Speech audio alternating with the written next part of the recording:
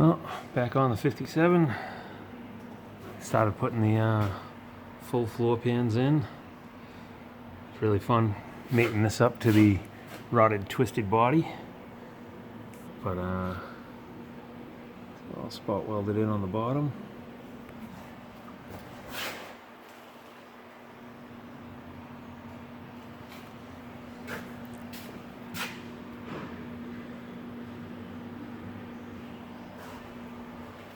Sides.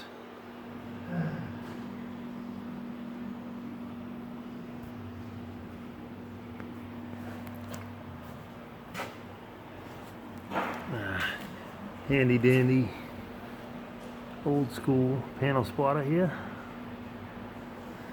Tell you, this thing's old, but it works nice.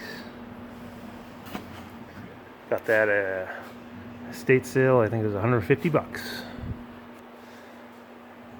So now I'm gonna let it down. I gotta weld the tops up inside, the upper lip that's like this on both sides, and then at that point I will lift it off the body, and then when it's off the body, off the frame rather, I'll do all these pieces all along the firewall here.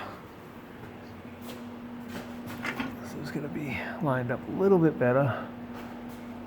And then tacked in. I'm gonna make a patch on this piece, and then I gotta make this piece. And same over here. I already made that piece, tacked it in. Now I gotta make this piece, tack that in. So that's the latest update. The rockers are on. I don't know if you caught the last one.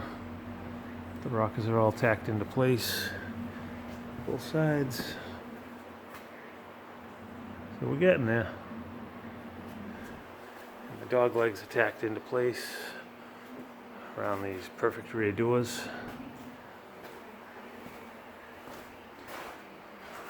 That one's a beauty.